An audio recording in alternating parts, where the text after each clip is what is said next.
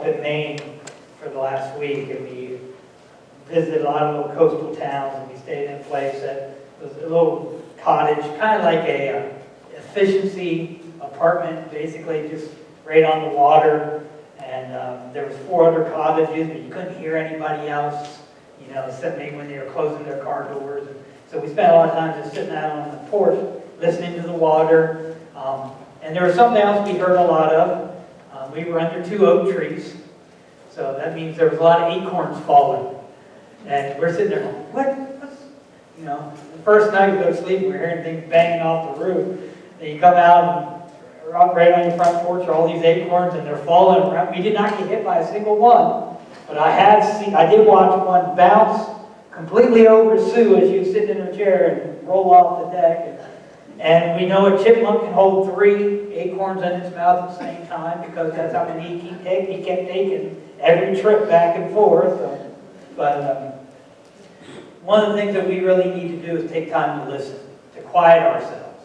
How many of you, as you were in that prayer time, had a problem with your mind still running 1,000 miles an hour? Right?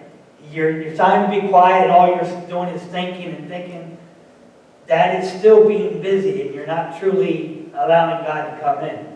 And it takes work to be able to just, they always say, when you ask a guy, what are you thinking about? Nothing.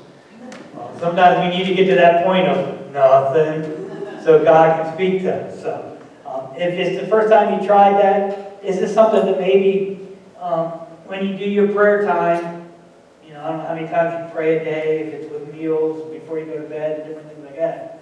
To just say, Lord, I'm giving it to you. Lay on my heart. And let your mind relax. It's a challenge, but. All right. As we get ready for our message today, has anyone ever offended you? So how did you handle it? What did you do? Now, these could be tricky questions because people seem to get offended a lot easier nowadays than when they did when I grew up. I personally think people are overly sensitive now, and I'm not sure how that all came about. I don't know how you feel about that, but I think people have gotten overly sensitive. Shows that I grew up watching probably wouldn't be allowed on TV now. If you remember All in the Family, The Jeffersons, South Park, and many more that may not be politically correct now, but back then people used to just laugh at the shows and move on. They didn't get triggered by it or one way. No way the movie Blazing Saddles would be made today. And back then, and when you look at the people, I don't know how many of you saw Blazing Saddles, but the people who wrote that, Richard Pryor was one of them. So when we think about, so obviously the shows in the movie I mentioned touched on a lot of subjects that people are sensitive about, especially now. My references do show how society has changed and how people react to different things, and even the different changes in generations. I grew up on the kind of suck it up and move on or rub some dirt on it type of generation, right? You rub dirt on it, you just move on. So I see things a little differently, where I can't understand why people get hung up on some things, and with the idea you just keep moving on. So it's also a reason why I don't do a lot of counseling, because my answer is, how's that working for you? If you want a counseling session with me, the first question is going to be, how's that working for you? Suck it up and move on. That one's on the house. One counseling session, take care of it. All right? So, now we started off talking about being offended and how do we respond. So I want to look at a passage that gives us advice directly from Jesus on how to handle situations when you feel someone has sinned against you. And we're going to be looking at Matthew chapter 18, verses 15 through 17. Matthew chapter 18, verses 15 through 17. And this probably will sound familiar to many of you. If your brother or sister sins, go and point out their fault, just between the two of you. If they listen to you, you have won them over. But if they will not listen, take 1 or 2 others along, so that every matter may be established by the testimony of 2 or 3 witnesses. If they still refuse to listen, tell it to the church. And if they refuse to listen even to the church, treat them as you would a pagan or a tax collector. Now, these verses are Jesus talking to the disciples, and this particular passage is about a believer who sins. Now, many of us have probably heard this passage before, but I think we should look at it in more detail. And I also want to point out what usually happens instead of what should happen. You understand that? There's a what should happen, which is outlined here, and then what usually happens. First, now we need to understand the context of the passage and put it in our perspective. This advice or approach is meant for Christians, not unbelievers or non-believers. These are instructions to the disciples. This is an instruction based on Christians. A lot of times Christians, you've heard me mention this before, want to try to hold non-believers to Christian standards and to Christian rules, and that's not fair. You can't hold someone accountable to rules that they don't even know. That is not our job. God said He will judge those outside the church. So that is not our job to be holding people outside the church accountable to Christian standards. Now, as Christians, when we accept Jesus and when we get baptized, which we're celebrating 2 baptisms over there, we are asking our Christian brothers and sisters to hold us accountable. We say that when we get baptized. We say we want our brothers and sisters to hold us accountable, and then we are also to hold our brothers and sisters accountable. That's how we grow in our spiritual journey, by holding each other accountable. Christians are expected to carry themselves to a higher standard, and we need to help each other when we may fall short. That's where you have the support in the journey, picking each other up when one of us stumbles or falls. Is how we will grow and how we will continue on that path on our spiritual journey. So, in this passage, the first requirement to this approach is the person who sins or offends must be a believer in Jesus. That's the very first part of this. If they're not a believer in Jesus, this passage is not relevant to that situation. The second requirement for this approach is that the sin must be committed against you and not anyone else. So you have the offender has to be a Christian, and the offense has to be against you. That's how this is approaching this topic. Now, a lot of times when someone is offended or is sinned against, they go and tell other people rather than telling the person who offended them. So they're either spreading gossip or slander against the person who offended them. That's not how you're supposed to approach this. If someone offends you, you're supposed to go talk to them and not go and tell everybody else, this is what so-and-so did to me. Did you know so-and-so did this to me? And spreading that, because that's not how it's laid here, to the disciples on how we handle those situations. Sometimes they like to go to the leaders of the church and complain about a person's actions, and they expect the church leaders to step in and handle it. By the way, that's not going to work with me. I know what the passage says, because the first thing I say when they do that is, did you talk to him?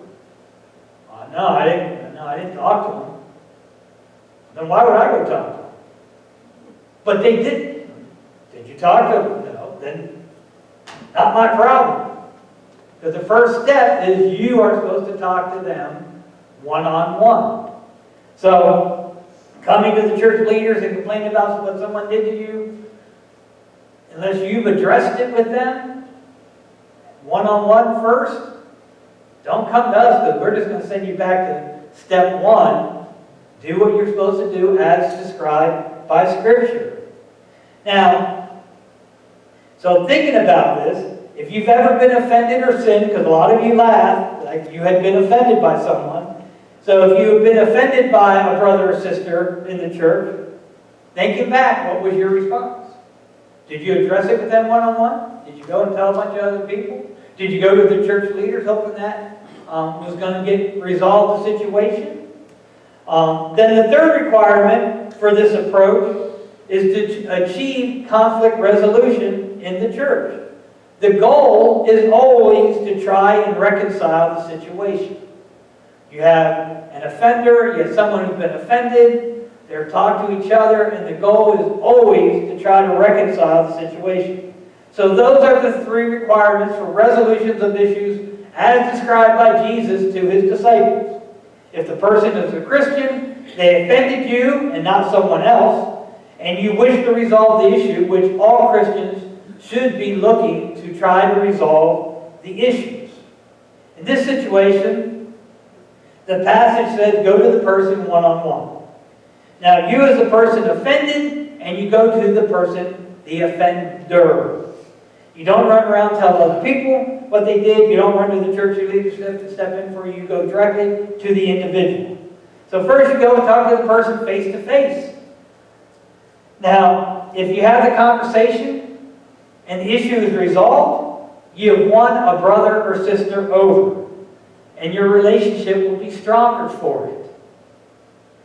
By having the conversation, you're able to clear the air.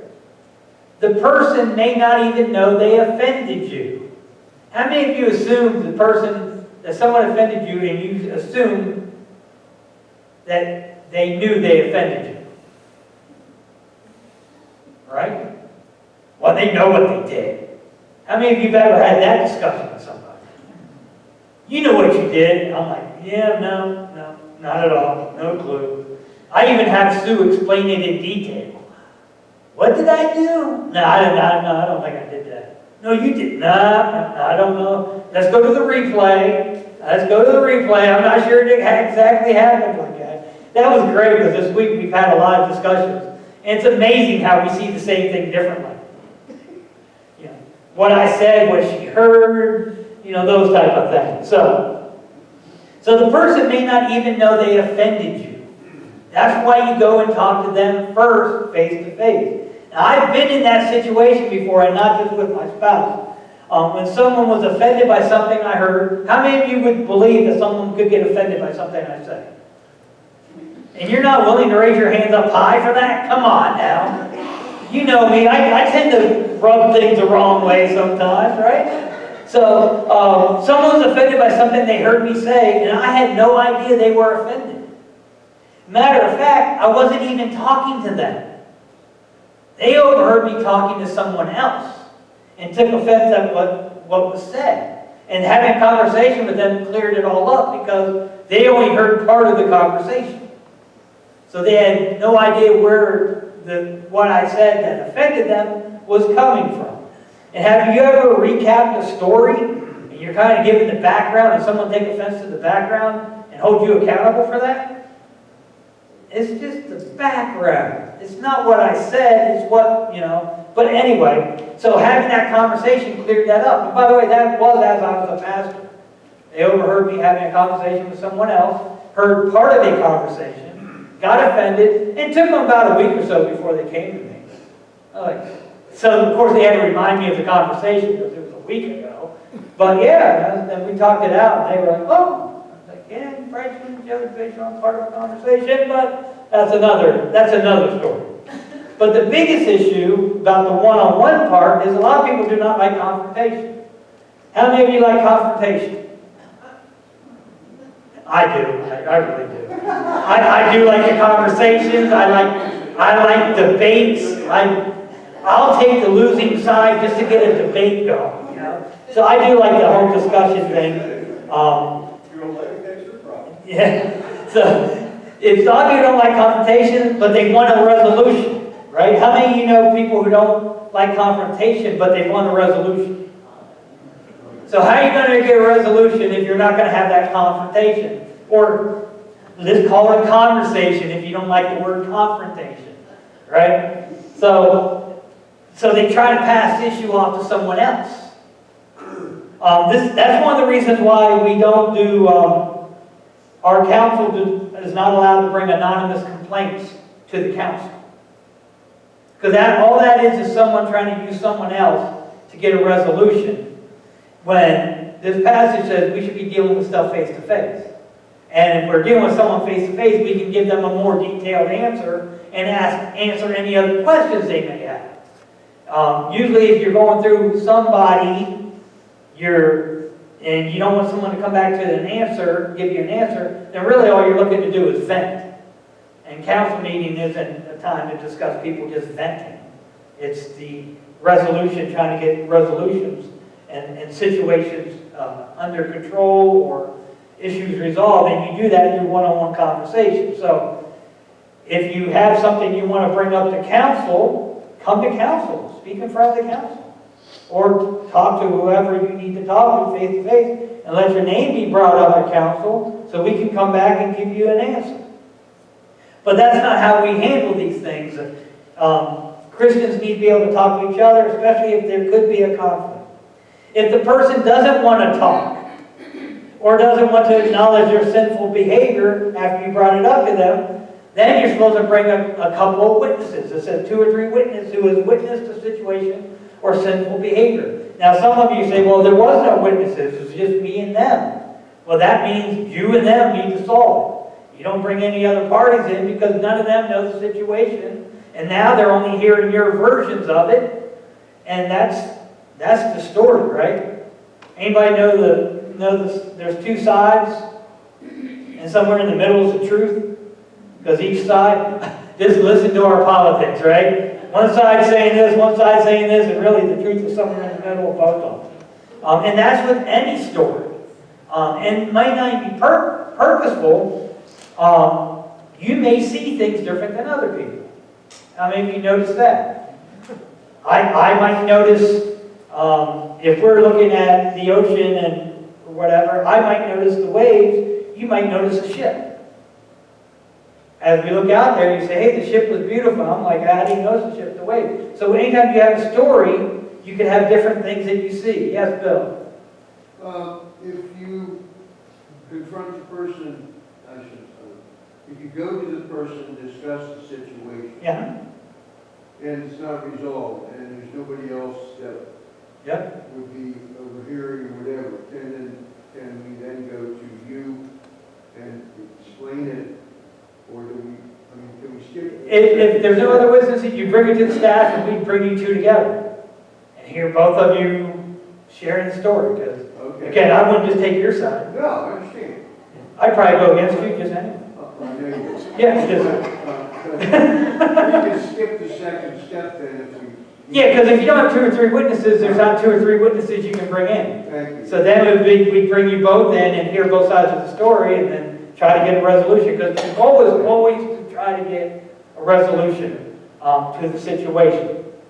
So if you don't have the 2 or 3 witnesses, then, because it does say everything should be done between 2 or 3 witnesses, but if you don't have witnesses, we kind of just covered that. Now, since I've been in church leadership, if I ever needed to talk to someone about corrective behavior or situations in the church with an individual, I never do it alone.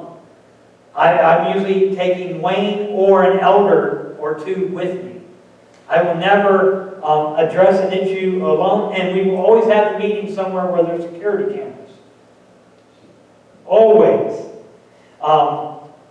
And if there's something that we need to, something happens in the church and we need to go to the cameras to look for evidence, I never do that alone. Wayne and I always do that together. So there can be no accusations that, I did this to the machine or he did that to the machine, or there's always the 2 or 3 witnesses to make sure everything is done correctly. We actually had an issue where it was with Bread of Life. One of the parents came to Jackson and told them that their child was being picked on by other kids. And he asked us if we could see anything on the video that would support their claim. So Wayne and I, and it takes Wayne and I, because neither one of us know exactly how the system completely works, so between us, we're able to figure it out. And we go back down. And sure enough, we find this little boy being swung by 2 other kids. So we're able to use the camera and take a screenshot and send it to Jackson so he could tell the mother who was picking on this little boy. Turned out it was his sister and his cousin.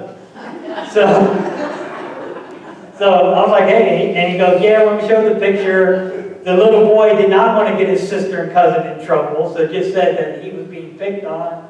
But, and the issue got resolved. And so anytime I have to confront or do that, I'm going to do it where I have evidence. I'm always going to have an elder or another pastor with me, because people will make accusations when they feel they're being called out about something. And as a pastor, I need to be extra careful of people making accusations, especially making false accusations.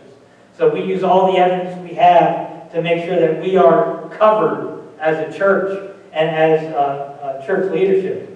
So the testimony of 2 or 3 witnesses is key if the person refused your one-on-one attempt. If this attempt fails, then and only then do you bring it to the church. And at this time, this is kind of the last resort to reconcile the brother or sister so they turn from the sinful ways or the sinful behavior. And this could actually lead to expulsion from the church. I actually have had churches, when I was working on church health, who expelled people from the church. Now, we must remember the goal is always to reconcile the conflict and to get the brother and sister back on their spiritual journey. That's what we are here to do, is lift each other up and carry everyone through. We also must remember that this is about conflict among believers within the church. It's not about non-believers. It's not about issues in the community. So what do you think of this approach that Jesus lays out as far as dealing with conflict in the church or between Christians? Are you able to go talk one-on-one with someone who may have offended you in the church? How many of you feel comfortable having a conversation one-on-one with someone if they offended you? If not, you need to. Or you're just going to let it burn and you're going to get resentful. And again, I always say this because they may not know they even offended you.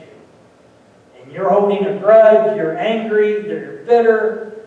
And if you're someone like me, I'm oblivious to a lot of things I do. So you want to make sure that they know and they are aware. You may get an apology. So, if you can't go one-on-one, how will you ever get the issue resolved? We have to be willing to follow Jesus' instructions if we claim to be His followers. Let's go to the Lord in prayer. Dear Heavenly Father, as we think about conflict resolution in the church and how a lot of people don't feel comfortable confronting, Jesus knows that the only way issues get resolved is by people having face-to-face conversations, by talking about issues. More often than not, you can't assume someone knows they offended you. You could have heard part of a conversation. You may have mistook what they said. They may not have known they stepped on your toes. These are things that have to be addressed. And first and foremost, it says go one-on-one. Because if you can resolve that issue as individuals, your relationship and bond grows stronger.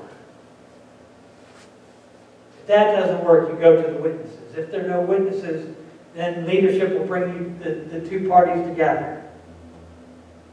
But this is Jesus talking to the disciples on how to keep the church healthy and strong and resolving conflicts. That should be the goal of everyone who claims to be a follower of Christ. So Lord, we ask for your strength that we can be bold enough to have those conversations. In your all-powerful and holy name, amen.